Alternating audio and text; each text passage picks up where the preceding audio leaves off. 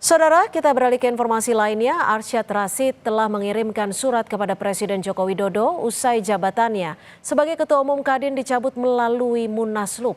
Sementara Ketua Umum Kadin Anindya Bakri bilang dinamika internal adalah hal biasa dalam organisasi.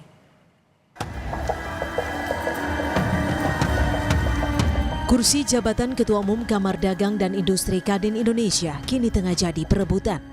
Anindya Bakri terpilih dalam Munaslup hari Sabtu lalu yang dihadiri 28 dari 34 kadin provinsi dan 25 asosiasi.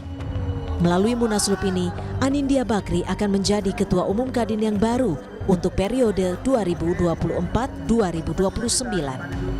Menanggapi polemik yang mencuat, Anindya Bakri bilang dinamika internal adalah hal biasa dalam sebuah organisasi.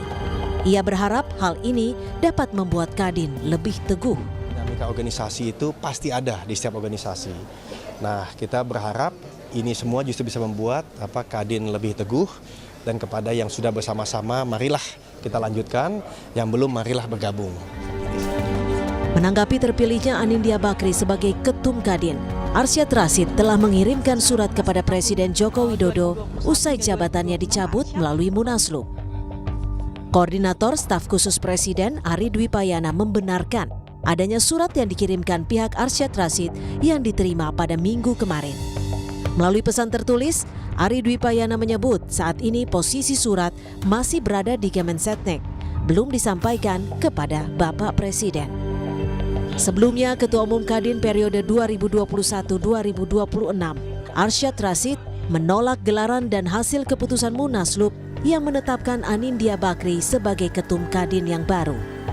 Arsyad menyatakan Munaslup yang dilakukan Sabtu lalu tidak sesuai dengan dasar hukum dan aturan organisasi yang berlaku. Itu untuk membahas hal-hal semuanya, tapi yang penting juga bahwa prosesnya harus dengan proses yang baik, proses yang memang dilakukan oleh keorganisasian. Saya tidak akan intervensi, itu semuanya dilakukan secara independen. Lembaga negara independen. Kenapa? Karena lahir atas undang-undang dan ada kepresnya.